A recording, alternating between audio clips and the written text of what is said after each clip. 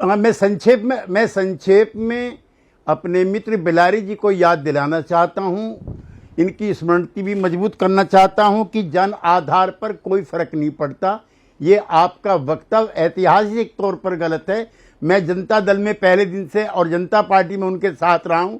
1991 में बिहार के लोकसभा चुनाव में 54 में से 48 सीटें लालू प्रसाद के नेतृत्व में जीती गई थी। 2 लोकसभा ऐसी भी हुई हैं जब एक भी एमपी बिहार से आरजेडी का नहीं आया। नंबर 1।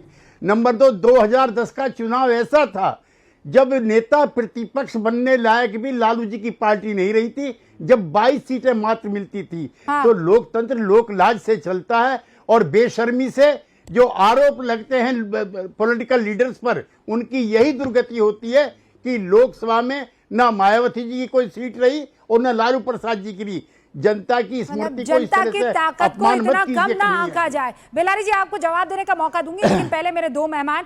पंकज जी, यही वजह है कि लालू प्रसाद यादव के बेटे तेजस्वी यादव को अब तक सीएम कैंडिडेट कांग्रेस नहीं घोषित कर रही थी? के मौके पर यह सब क्यों होता है सब जानते हैं।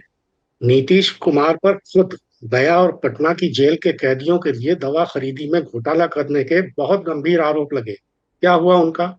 सार्वजनिक धन का इस्तेमाल अपने राजनीतिक दल के चुनाव प्रचार के लिए कर रहे हैं। भ्रष्टाचार को संस्थागत शक्ल दे दी है। 76,622 करोड़ रुपए के निर्माण कार्यों के जो टेंडर हुए हैं उनमें क्या हो रहा है, रूबिका जी जब आप बिहार जाएं तो किसी से भी पूछ लीजिएगा, बच्चा बच्चा आपको बताएगा कि ग्लोबल टेंडर की आड़ में क्या हो रहा है। हर घर नल का जल योजना बनाई, करोड़ों अरबों रुपए खर्च हो गए, कितने घरों में नल का जल पहुंचा? खुलेआम आरोप लग रहे हैं कि हर परियोजना में 30% रिश्वत ली जाती है। और हमारे मित्र केसी त्यागी जी तो मजबूर हैं, कुछ बोल नहीं सकते। लेकिन सुधांशु जी, आप सत्ता में हैं, आप संसद के उच्च सदन में हैं। आपको याद है ना कि अलगू चौधरी से जुम्मन शेख की खाला ने क्या पूछा था? जुम्मन शेख की खाला ये देश है, और ये खाला आज भी आपसे पूछ रही है कि बिगाड़ के डर से क्या ईमान की बात न करोगे? हमेशा दिमाग से काम मत लीजिए सुधांशु जी, कभी तो दिल से भी बात करिए। पंच परमेश्वर हैं आप। आपने 10-10 हजार रुपए महिलाओं को दे दिए, उनमें से चुनी हुई महिलाओं को आप अपना रोजगार शुरू करने के बहाने सरकार बनने के बाद 2-2 लाख रुपए देने का चारा फेंक रहे हैं। तो आप क्या समझते हैं? जो बिहार के मतदाता हैं वो आपके इस जाल बट्टे की असलियत नहीं जानते हैं। रिश्वत देने की इस संरचित क्रमी व्यवस्था से सब खूब वाकिफ हो चुके हैं। अब वो जानते हैं कि ये सब चुनाव के एंड पहले क्या क्यों होता है। जो कुछ हो रहा है तेजस्वी यादव के साथ, वो क्यों हो रहा है वो भी जानते हैं। पंकज जी, आप तो बहुत समझदार व्यक्ति है, मुझे ये बताइए क्यों हो रहा है? उनके ऊपर भ्रष्टाचार के आरोप है, इसलिए हो रहा है कि कोर्ट भी जो है अब इनके कहे पर चलने लगी है, इसलिए हो रहा है? अदालत की आड़ मत लीजिए। नहीं, मैं अरे तो फिर कौन बुला रहा है? 11 साल से देखता है। डोनाल्ड ट्रम्प थोड़ी बुला रहा है, अदालत ही बुला रही है ना पंकज जी। हाँ, अदालत की आड़ मत लीजिए। पूरा मुल्क 11 साल से देख रहा है कि टाइमिंग अरे सर, ये तो इधर उधर की बात हो गई, ये इधर उधर की बात हो गई। मैं आपसे मैं एकदम इधर उधर की सर, मैं मुझे बताइए, राहुल गांधी को क्यों नहीं बुला रहे हैं? 1300 किलोमीटर की यात्रा तो राहुल गांधी ने की है ना, कोर्ट राहुल गांधी को क्यों नहीं बुला रहा है? हाँ, तो राहुल गांधी को भी जब बुलाया, कब बुलाया जरा याद कीजिए। अरे तो आपके हिसाब से कैलेंडर थोड़ी तय होगा सुधांशु जी। सब पैटर्न को समझ कोर्ट की आड़ मत लीजिए। सुना ना आपने जो कहा है? देखिए पंकज जी, जो बात कर रहे हैं उसका लब्बो लबाब ये है कि दिमाग कोने में रख के बात, वो उनके लब्बो लबाब ये है कि दिमाग कोने में रख के बात करिए, मेरे दिल की बात सुन लीजिए। पंकज जी, अगर दिल की बात पूछ ली जाए ना, तो राजद के 90% लोग तेजस्वी यादव को नेता मानने को तैयार नहीं, कांग्रेस के 90% लोग राहुल को नेता मानने को तैयार नहीं। और आपने सही कहा, दिमाग कोने में रख के बात करिए। क्या कहा उन्होंने? हर परिवार के एक व्यक्ति को एक नौकरी देंगे। आज मैं आपसे पूछता हूं, बिहार की आबादी लगभग 13-14 करोड़, एक परिवार में 4.5 लोग होते हैं। जरा 4.5 को डिवाइड करिए 14.5 करोड़ से, कितना आएगा? 3 करोड़ के आसपास, 3-3.25 करोड़। ठीक है, आज 23 लाख लोगों के पास नौकरी है ऑलरेडी, तो 23 लाख उसमें से माइनस कर दीजिए, लगभग 2 करोड़ 90 लाख के आसपास आएगा। एक सरकारी नौकरी की औसत सैलरी 80-90 हजार होती है, 40-50 हजार से शुरू होती है, 2-2.25 लाख तक जाती है, तो मतलब साल में 10 लाख। अब जरा आप बताइए, जरा 3 करोड़ को 10 लाख से गुणा करिए तो क्या आएगा? 30 लाख करोड़। बिहार का बजट है 3,12,000 करोड़। ये है, आप बिल्कुल सही कह रहे हैं, दिमाग कोने में रख के बात करो, जो कह रहे हैं वो दिल की बात सुनो। भाई साहब, भारत सरकार का रेवेन्यू रिसीव 29 लाख करोड़ है और बिहार सरकार कह रही मैं बांट दूंगा 30 लाख करोड़। इसीलिए मैं आपकी बात से सहमत हूं, मैं आपकी बात से सहमत हूं कि शिक्षा के आधार पर 9वीं पास मुख्यमंत्री का कैंडिडेट, जो कि अभी घोषित भी नहीं हुआ है, स्वघोषित कैंडिडेट इसी प्रकार की चीज दे सकता है। और पंकज जी जैसे प्रबुद्ध राजनीतिक विश्लेषक आकर दिमाग कोने में रख के उसका समर्थन करके देश से भी कहेंगे दिमाग कोने में रख के बात करो।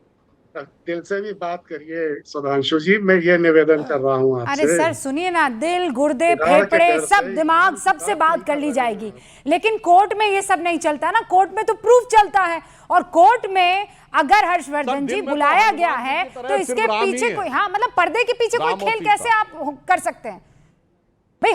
हर तीसरे चौथे महीने तो चुनाव आ जाता है। देखिए रूबिका जी, ऐसा तो नहीं है कि अभी सिर्फ मामला आया है। लालू जी का तो जमानत देने वाला जो मामला है समय से पहले, उसको भी सीबीआई ने चैलेंज किया है। उस वक्त तो चुनाव नहीं चल रहा था बिहार का।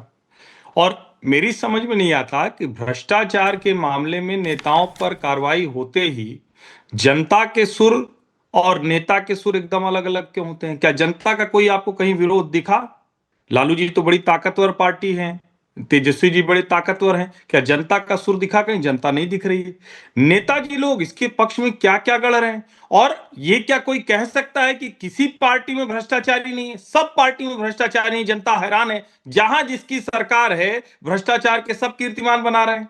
लेकिन जब किसी भ्रष्टाचार के मामले में कानून के आधार पर अदालत की तरफ जाते हैं, तब उस पर बात की जा सकती है। और अगर प्रशांत किशोर कोई आरोप लगा रहे हैं तो अच्छा होगा कि उसको एफआईआर करा दें, उसको एफआईआर में कन्वर्ट कराएं, उसको न्यायालय में मामला रख दें। लेकिन सिर्फ और सिर्फ चुनावी समय में आरोप के तरह और न्यायालय के जो चार्जशीट की तरफ जाता मामला, उसमें दोनों में फर्क होगा। और मुझे लगता है कि ये सबसे बड़ी बात है रूपिका जी, कि अगर आप इसको देखें तो लालू जी के परिवार के सामने नीतीश कुमार हैं। अभी किसी ने कहा, शायद भिलारी जी कह रहे थे, कौन नहीं, पंकज जी कह रहे थे, नीतीश जी पर आज तक भ्रष्टाचार का मामला। थोड़ा तो बोलते वक्त मुझे लगता है संकोच करना चाहिए। मैं नीतीश जी का प्रशंसक नहीं हूं, जिस तरह से कुर्सी से चिपके हुए हैं नीतीश जी, मैं उनका प्रशंसक नहीं हूं। पंकज जी बीच में मत बोलिए, मैं आपके बीच में नहीं बोला। जब नीतीश जी ने कुर्सी से इस तरह से चिपकना पसंद किया कि वो, रूबिका जी इनकी आवाज धीमी करिए, गलत बात है, बीच में आप बोलना ये ठीक नहीं। मैं आपके बीच में नहीं बोल रहा। आखिर में मौका मिला, बोलने तो दीजिए उनको। हाँ बोलिए। नीतीश कुमार भ्रष्टाचार और परिवारवाद पर कोई भी कुछ कहे, रंच मात्र उस व्यक्ति पर आरोप या दाग नहीं है। वो ऐसा राजनीतिक व्यक्ति है, और अगर नीतीश कुमार ने इधर उधर पलटी न मारी होती तो वो इस देश के प्रधानमंत्री की कुर्सी के लिए भी योग्य दावेदार हो सकते थे। ये समझिए आप इसको। और लालू प्रसाद यादव वो हैं जिन्होंने भ्रष्टाचार में दलदल में फंस जाने की वजह से अदालत ने ये स्थिति कर दी कि चुनाव तक नहीं लड़ सकते हैं। आप दोनों पैरेलल कैसे तुलना कर सकते हैं? लालू जी और नीतीश जी का नाम एक स्वर में मत लीजिए, दोनों में जमीन आसमान का फर्क है। सिर्फ एक साथ है कि दोनों एक साथ छात्र संघ में रहे, दोनों जेपी आंदोलन में रहे, दोनों समाजवादी राजनीति में रहे, लेकिन एक व्यक्ति राजनीति में सचमुच उदाहरण है और दूसरा भ्रष्टाचार का उदाहरण है। ऐसे बात करना चाहिए। अच्छा, मेरे पास वक्त इतना ही इजाजत देता है। आप सभी का बहुत बहुत शुक्रिया। हम वक्त से परे इनफैक्ट जा चुके हैं, लेकिन आज की बहस को बहुत लोगों ने पसंद किया है। हम तो YouTube लगातार ट्रैक करते रहते हैं और टीवी पर भी आप लोग चिपके रहे हैं, इतना मैं उम्मीद और यकीन कर सकती हूँ।